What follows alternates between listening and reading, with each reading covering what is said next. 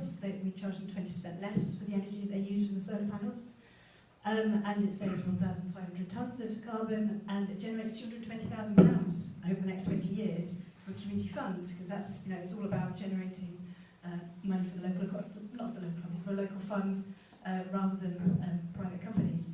And the idea is that fund will be used to do activities around fuel poverty. So hopefully that will also play a big role in this. And then Frome Town Football Club, we used some of the community fund in advance because they really wanted a new community stand, and we put 50 kilowatts of solar on their roof, so that was fantastic, and that saves them 500 tonnes, and they get discounts on their electricity as well. So that was last summer, and then we came back from the holidays and found out the government had, basically removed FIT and just introduced a huge amount of uncertainty. So we've been kind of, I was going to say floundering, not exactly floundering, on pause for the last sort of year or so, working out what we can do. But there are some positives, and we are linked with an umbrella organisation, another sort of energy co-op called Non-Goose Energy, and we're working closely with them to develop more projects in Frome. We're pretty sure that we can do some more now. We just may have to offer our shareholders slightly less for the community fund. And we're also, in partnership with them, we're going to help introduce the UK's first community-owned energy tariff. So it'll actually be owned by the local community. And as you saw with that community share issue, all of the profits will then go back to the local community to fund fuel poverty activities. So it seems like a really good model, and it also means that our projects potentially get slightly higher returns, which makes them more viable.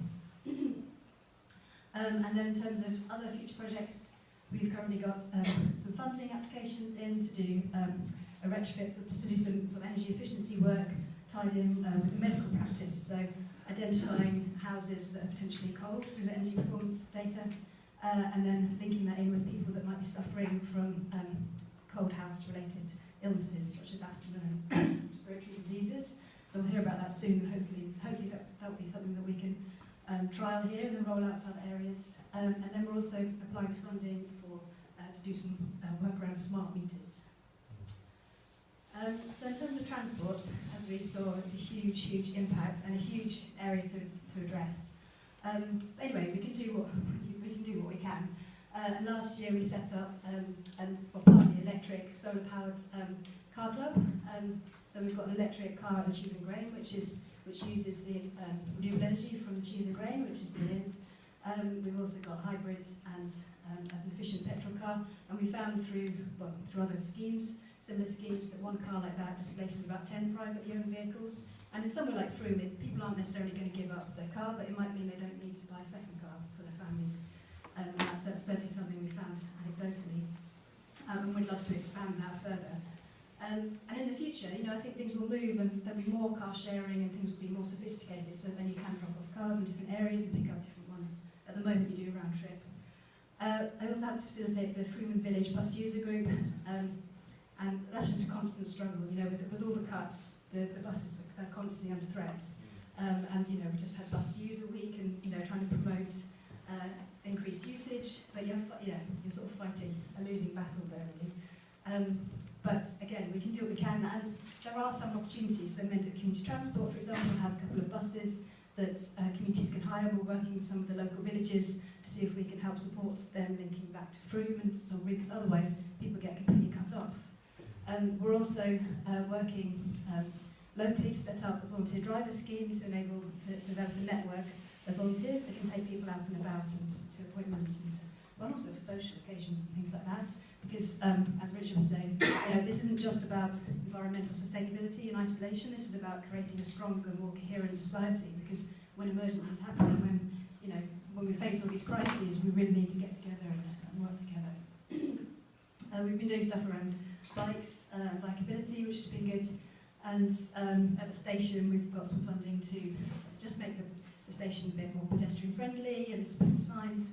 And we've also got some funding to do to basically promote train travel through discounted tickets for lower income households, so that should be good. And then we've got some funding again to do lots of electric charge points in Frome. We'd really like Frome to become a sort of hub for electric vehicles that then can spread out. And ideally, our projects will then provide that power.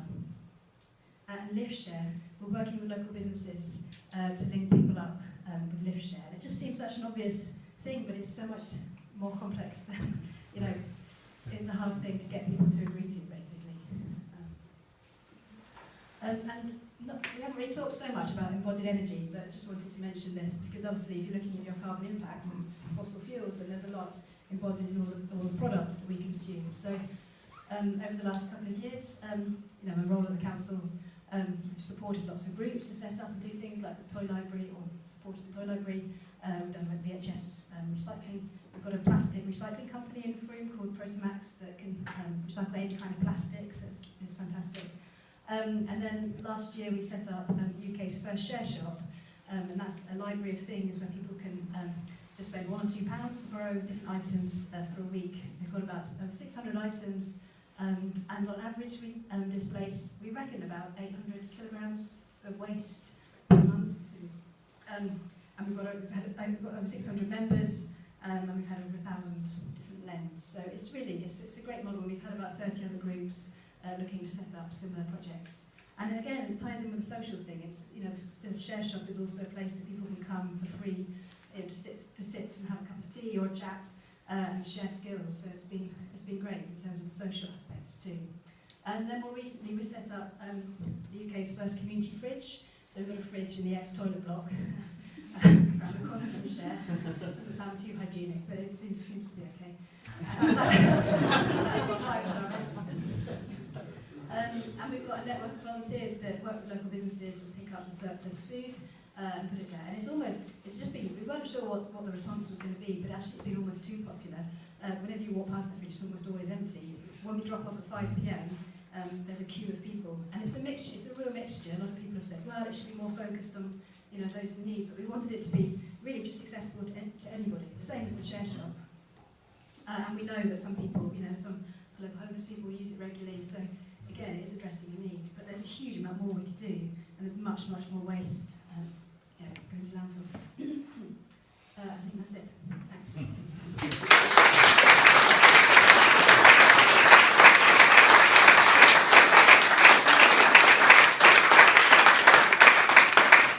Thank you, Anna. So again, anything specific for Anna before we move on? Great. Thank you. So I'm not going to risk saying that we should take any break because you'll never come back and we'll never be able to shut you up. So what we want to do is some of these questions might seem obvious in a way. Should Broomtown Council be taking a lead on the issue of climate change, given the discussion we've had? But there are issues behind these, and I go back to that point about this is actually a parish council. I mean, a town council which is the same level as a parish. Is this actually you know, something which Anna and I and a few others have dreamt up, and it's a bit bonkers. You know, so it's getting a sense from you of that kind of whether this is a sensible route to be taking.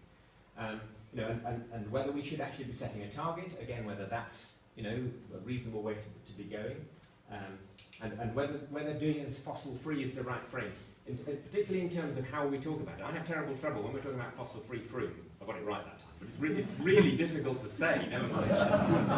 And you know, but there's also something about the PR, that's not quite the right frame, it's kind of like, how we get this out to other people who are not the converted. And you know, that's partly why we very deliberately, the posters and so on for tonight are about a clean and healthy Frome, which is the same agenda in many ways. But so your thoughts on that, and then, you know, whether actually, you know, we could push on further and do this by 2020.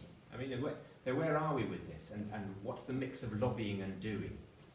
So what we wanted to do was have a bit of discussion on each table, which I'm thinking of 15 minutes. So it's not a lot, but it's just a chance for you partly to get to know each other, because that's always useful.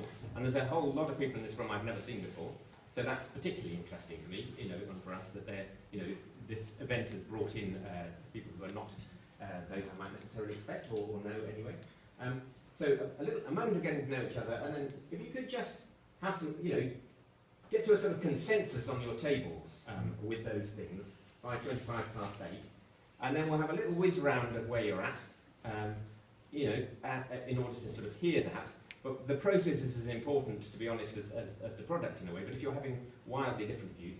And then we'll use the rest of the time to go back to the speakers to share ideas between ourselves and also to see as I said before, I'm very aware that there's a whole lot of expertise in the room which we want to pick up, and not least some from the Maldives. So I'm not alone, and it has some colleagues there who've done things there that would be really nice to pick up, and we'll have a bit more of something, a bit more of a brainstorm about what we could be doing, what we should be doing. That's the plan. So hopefully on your table there's a bit of paper. There is, because Anna's so efficient. There's a bit of paper and a big thing if you want to jot anything down. Join another table if you want, and if you really need a glass of water or something, go and grab it. But please try not to create a sort of separate world of two. We've lost two.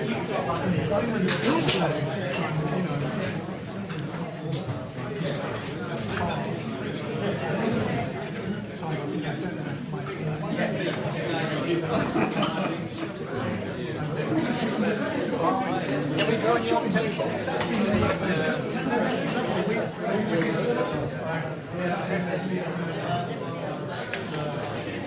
Take these cups out.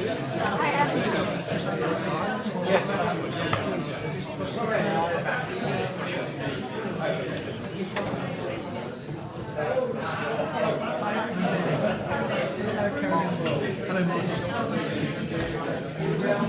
Hello,